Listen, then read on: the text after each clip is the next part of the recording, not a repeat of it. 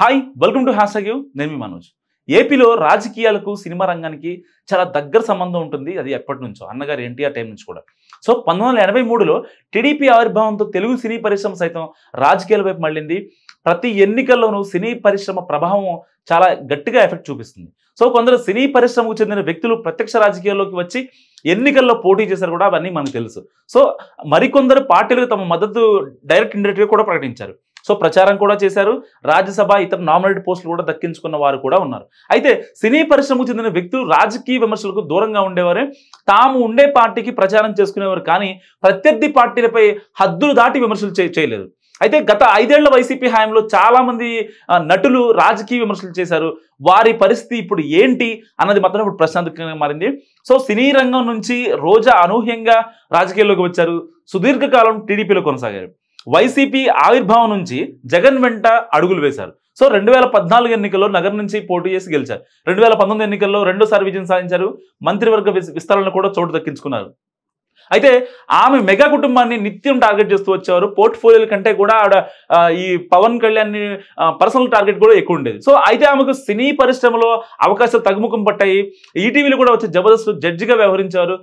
ప్రత్యేక కార్యక్రమాల్లో కూడా కనిపించేవారు. కానీ మంత్రి అయ్యాక టీవీ షో నుంచి కూడా తప్పుకున్నారు. ప్రస్తుతం ఆమె చేతుల్లో సినిమాలు కూడా లేవు. టీవీ షోలు కూడా అవకాశం దక్కే ఛాన్స్ కూడా కనిపించట్లేదు. సో వైఎస్ కుటుంబానికి వీర విధేయుడు పోసాని కృష్ణమురళి. అయితే చంద్రబాబుకు బద్ద వ్యతిరేకం చెప్పొచ్చు. ప్రజారాజ్యం పార్టీ ఆవిర్భావంతో చిరంజీవితో కూడా కలిసి పనిచేశారు. కానీ తర్వాత జగన్ పార్టీ పెట్టడంతో అటువైపు మొగ్గు చూపారు. మెగా కుటుంబంపై పోసాని అనుచిత వ్యాఖ్యలు చేస్తూనే ఉన్నారు ఎప్పటికప్పుడు. ఇప్పటికి కూడా మానట్లేదు. సో చంద్రబాబుపై సైతం విపరీత కామెంట్స్ చేశారు పోసాని. ఇప్పుడు కూటమి ప్రభుత్వం అధికారంలోకి రావడం, చంద్రబాబు సీఎం కావడం, పవన్ డిప్యూటీ సీఎంగా ఉండడంతో పోసానికి తప్పకుండా సినిమాలు తగ్గుతాయని తెలుస్తుంది.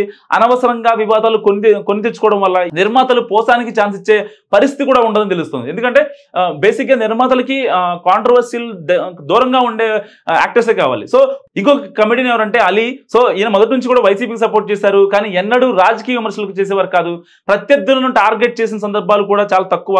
కేవలం వైసీపీ కోసం మాట్లాడేవారు తప్ప పవన్ ఎప్పుడు టార్గెట్ చేయలేదు. సో ఈ ఎన్నికల్లో ప్రచారానికి కూడా దూరంగా ఉన్నారు. వైసీపీ ఓడిపోవడంతో ఇక తాను రాజకీయాల నుంచి తప్పుకుంటానని, ఏ రాజకీయ పార్టీతో తమకు సంబంధం లేదని ప్రత్యేక ప్రకటన కూడా ఇచ్చారు ఆయన. సో అలీకి కొంత ఇబ్బందులు ఉండవని తెలుస్తుంది. ఎందుకంటే ఆయన చేతిలో సినిమాలతో పాటు టీవీ షో కూడా ఉంది. 30 years ఇండస్ట్రీ పృథ్వీ గతంలో వైసీపీకి పనిచేశారు.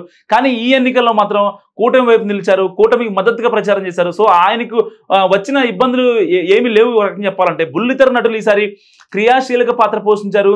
జనసేనతో పాటు కూటమికి కూడా ప్రచారం చేశారు. హైపర్ ఆది, ఇంకా కిరాకార్పి తదితరులు గట్టిగా ఇటు పవన్ కళ్యాణ్ గెలవడం కోసం కానివ్వండి, లేకపోతే కూటమి గెలవడం కోసం చాలా కష్టపడ్డారు. కిరాకార్పి అయితే రాజకీయ విమర్శలు ఎక్కువ పెట్టేవారు.